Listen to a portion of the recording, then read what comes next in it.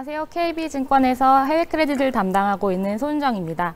2020년에는 코로나 팬데믹 이후에 연준의 금리 인하와 그리고 적극적인 시장 지원 정책으로 인해서 회사채 시장도 빠르게 회복될 수 있었습니다. 그러나 이제 크레딧 시장에서 저희가 기대할 수 있는 부분은 회사채 매입의 기간 연장이나 또는 매입 대상의 확대 정도만이 남아 있습니다. 그렇기 때문에 이제 어쩔 수 없이 재정 정책에 힘을 빌려야 하는 상황이 되었습니다. 오른쪽 그림에서 보시는 것처럼 미국 기업들의 펀더멘털은 부채 비율이 상승하면서 많이 약화된 상황입니다. 재정 정책의 확대는 이런 기업들의 신용위험 축소 측면에서는 매우 긍정적입니다. 다만 결국은 국채금리 상승을 동반하기 때문에 2021년에는 해외 크레딧 채권 투자 수익률은 올해보다는 다소 둔화될 가능성이 높다라고 판단이 됩니다.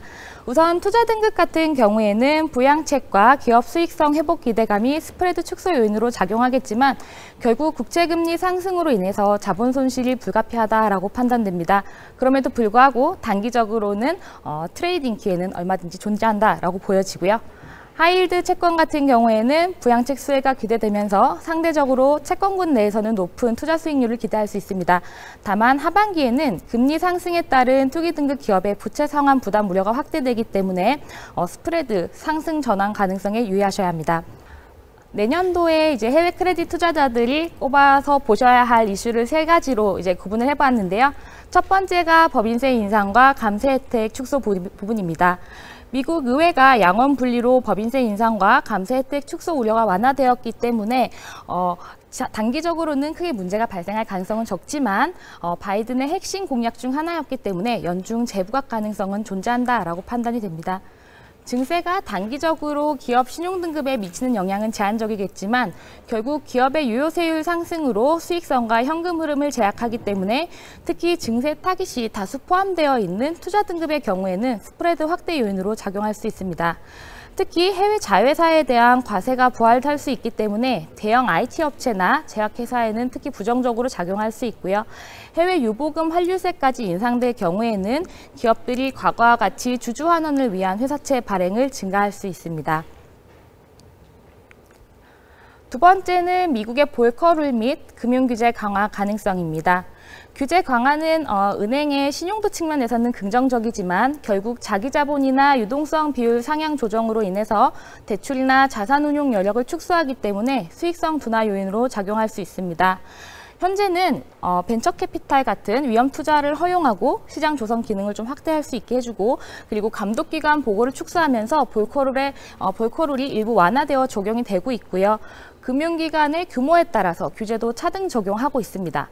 그렇기 때문에 현재 스트레스 테스트가 면제가 되어 있거나 레버리지 비율이나 유동성 비율이 완화되어 적용받고 있는 중소형 은행 같은 경우가 금융규제가 다시 강화가 되었을 때 더 크게 영향을 받을 수가 있습니다. 이유는 신규 대출이 위축될 수 있고 운용자산의 구성 변경이 필요하기 때문입니다. 예를 들어서 LCR을 상향할 경우에는 고유동성 자산을 다시 편입을 많이 해야 하기 때문에 국채나 MBS 매입을 늘리고 회사채 투자는 축소할 수 있습니다. 세 번째는 인프라 확대에 따른 지방채 발행 증가로 보실 수 있는데요. 바이든의 친환경 에너지 인프라 구축 공약과 코로나19 이후에 부양을 위한 대규모 재정 사업이 필요하기 때문에 내년에는 지방채 발행이 크게 증가할 것으로 예상됩니다.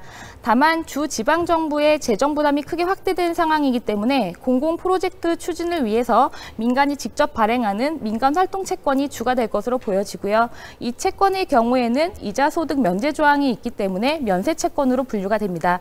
그렇기 때문에 동일 등급 채권 대비해서는 높은 투자 수익률을 기대하실 수 있고 최근에 국채 대비 지방채의 높아진 가격 메리트를 감안을 했을 때에는 장기 투자 기간에서는 충분히 신규 투자 매력도가 높은 채권군으로 분류하실 수 있다라고 보여집니다.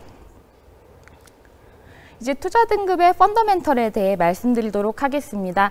2020년에는 연중 기업들이 이제 대규모로 조달을 늘렸기 때문에 과거에 비해서는 전반적인 재무 부담이 확대가 된 상황입니다. 부채 비율은 2020년 2분기 말 기준 3.5배까지 상승을 했고 이자 보상 비율은 5.8배까지 하락한 상황입니다. 다만 금융시장이 안정되면서 3분기 이후에는 기업들이 은행권 대출을 상환하기 시작했기 때문에 부채 부담은 점진적으로 해소될 것으로 기대되고 있습니다. 그러나 코로나가 예상치 못하게 장기화됨에 따라서 트리플 B급 경기 소비재 같은 경우에는 부채 비율 개선이 조금 지연됨에 따라 추가적으로 등급이 강등될 수 있다는 점에 유의하시면 좋을 것 같고요. 올해 워낙 발행이 많았기 때문에 2021년에는 신규 발행은 다소 감소할 것으로 예상이 됩니다.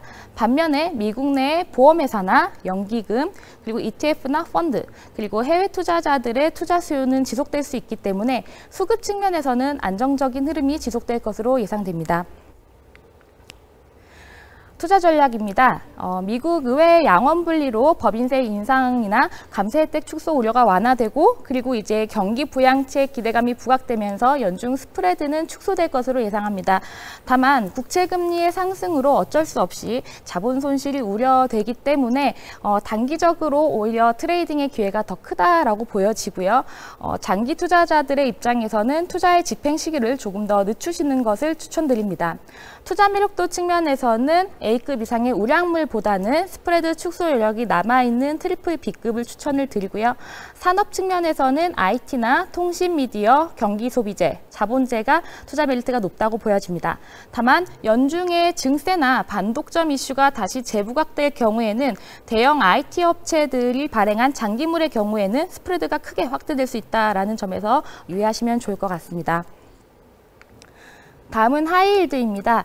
하이힐드 기업들의 재무 부담은 역사적으로 가장 높은 수준입니다. 2020년 6월 말 기준으로 부채 비율은 5.5배까지 상승했고요. 에비타 마진은 13%까지 하락했습니다. 그렇기 때문에 현재 낮은 금리 수준에도 불구하고 이자 보상 배율은 2.3배로 역대 최저 수준입니다. 이는 올해 코로나19의 영향도 있지만 2018년을 기점으로 산업 구조조정 과정에서 도태된 기업들이 발생했기 때문에 그리고 거기다가 이제 코로나19와 유가 하락의 여파가 겹치면서 부실 기업이 크게 증가했기 때문입니다. 연준의 회사채 지원이 시장 하방 위험을 차단함과 동시에 구조조정을 지연시키고 있는 상황이기 때문에 펀더멘털 측면에서는 아직까지는 조금 유의해서 투자를 하시는 것을 추천을 드립니다. 투자 전략 부분입니다. 그럼에도 불구하고 하이힐드 채권의 경우에도 경기 부양책 기대감이 크게 부각되고 투자 수요 확대와 스프레드 축소가 예상되기 때문에 단기적으로는 투자 비중을 상향하실 것을 권고드립니다. 다만 앞서 말씀드렸던 것처럼 하반기 이후에는 금리 상승에 따른 하이힐드 기업들의 부채 상환 우려가 불거지면서 결국 스프레드 확대 전환 가능성이 존재한다라는 점에서는 투자에 좀 유의하시면 좋을 것 같고요. 참고로 이제 레버리지론 같은 경우도 이번에 금리 상승과 레버리지론을 기초자산으로 하는 CLO 발행 증가로 인해서 롱 가격 상승이 기대되는 만큼 단기 트레이딩에 관심을 가져보시면 좋을 것 같습니다. 제가 준비한 발표는 여기까지입니다. 감사합니다.